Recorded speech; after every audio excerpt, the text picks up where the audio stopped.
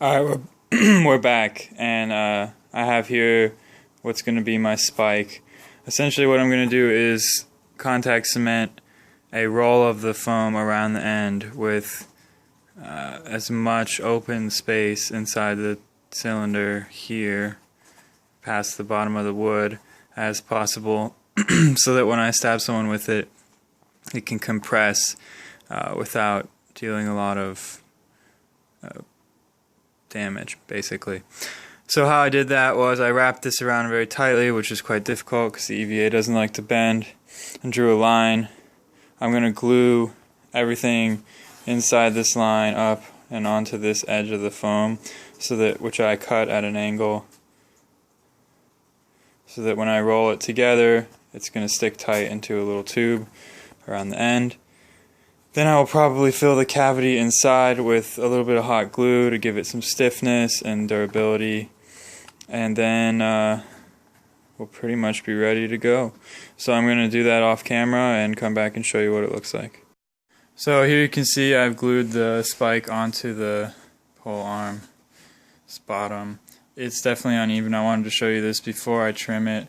I'm just going to take my razor knife here, trim here at the bottom of the blade, and then holding the spike vertically upright, I will trim along this way down and cut it so that when you look at it from the end like this, it's going to be a relatively even circle. Just cut off that excess there.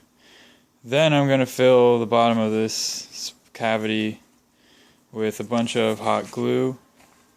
Not all the way up. This is about, I don't know, maybe 5 inches deep, the length of my middle finger there.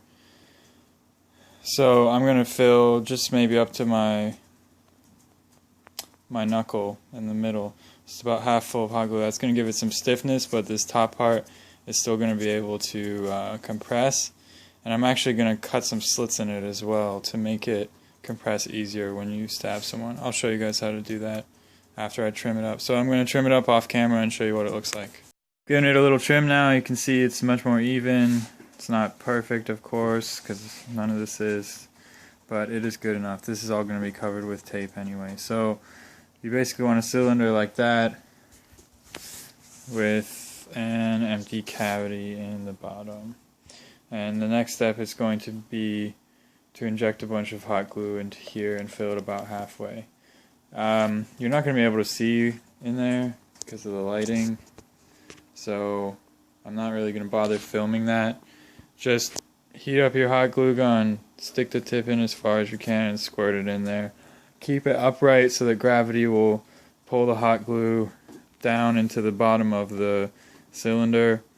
Wait a few minutes for it to dry, just like you did with the axe head, and then that should basically be it.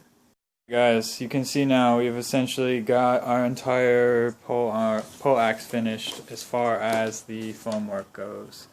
The final step is going to be to tape it up and maybe do some last minute little touch-ups. I'm not sure if you can see in there. Looks like you can see it. The hot glue has dried, as I said, which gives that a little bit more stiffness, but most of the tube is still empty. So I am going to get set up to do some taping and see if I can't find someone to help me film a little bit so I can show you guys how to do the taping.